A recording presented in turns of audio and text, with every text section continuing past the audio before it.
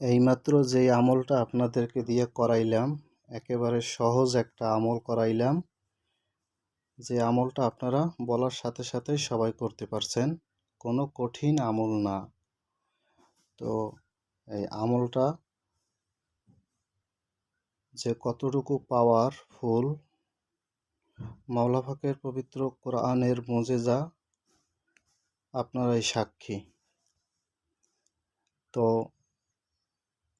মাথা ডান দিকে ঘুরছে কার কার, দয়া করে বলবেন মাথা ডান দিকে ঘুরছে কার কার।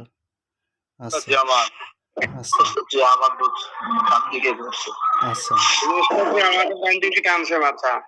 আচ্ছা আচ্ছা, এবারে বাম দিকে ঘুরছে মাথা কার কার?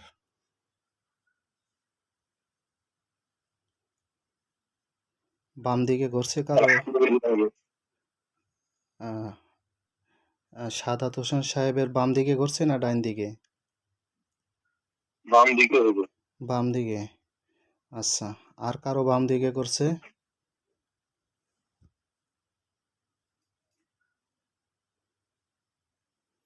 আচ্ছা, আর কারো বাম দিকে ঘোরে নাই না?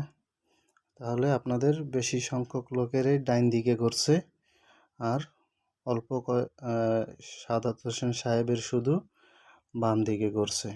এখন এই ডান দিকে ঘুরলো কেন আপনার মাথা, ঘাড় কেন ঘুরে গেল ডাইন দিকে, এটা তো এখন বোঝা লাগবে, তাই না? বাম দিকে ঘুরলো কেন এটাও তো বোঝা লাগবে, কেন ঘুরলো। হ্যাঁ, তো এখন এই বিষয়টা আমি আপনাদের কাছে খোলাসা করে দিতেছি, এর ভেদ আপনাদের কাছে প্রকাশ করতেছি।